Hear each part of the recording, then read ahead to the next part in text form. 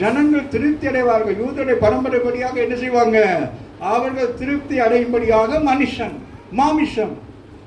தேவனோ அப்படி அல்ல, எல்லாருக்கும் தேவனா இருக்கு. அவர் பட்சபாதம் இல்லாதவர்.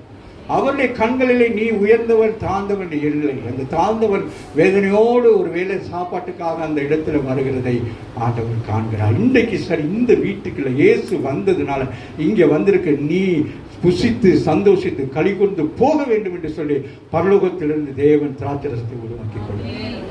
ஆமாவே இல்லை, யோசித்து பாருங்க. நமக்கு அது அந்த ஒரு ஆசீர்வாதம் தான் பிள்ளைகள் உங்களுக்கு. நீங்க அந்த ஆசீர்வாதத்தை இழந்து போய் கிடக்குறீங்க.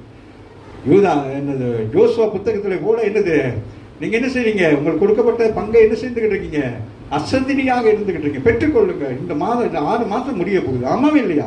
இன்னும் 6 மாசம் தான் கிடக்கு. ஆமா, அப்புறம் கிறிஸ்துமஸ் உடுப்புவாங்கன்னு யோசிச்சுக்கிட்டு இருக்கீங்க. வாசிங்க, முடிக்கிறேன். எந்த மனுஷனும் மனுஷீகம் உயர்வு தாழ்வு பார்க்கிறது, அதான் பாரம்பரியம். ஆமாவே இல்லையா? கிறிஸ்தவர்களுக்கு பாரம்பரியம் இருக்கக்கூடாது. ராமின் சொல்லுங்க.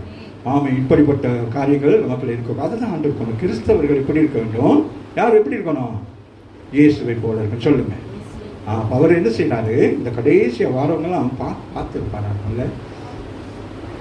எப்படி வந்திருப்பாங்களா இருக்கும் ஏழைகள். கடைசி நீங்களாம் போகல. இல்லை, எங்களுக்கு கடைசி நாள் போட்டிருக்கிறாங்க.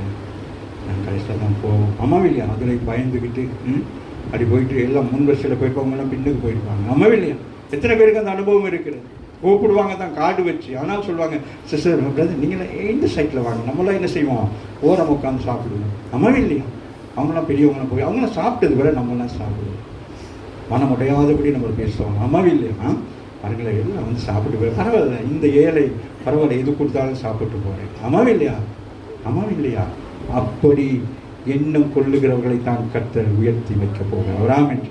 எதுவானாலும் பரவாயில்ல, என் வாழ்க்கையிலே நான் அதை சகிப்பேன், அதை சந்திப்பேன் சொல்லுகிற உங்களை கர்த்தர் இன்றைக்கு ஆசீர்வதிக்கிறார். இன்றைக்கு ஆசீர்வதிக்கிறார். நீங்கள் அந்த ஆசீர்வாதத்தை பெற்றுக்கொள்ளுங்கள். வாசிங்க.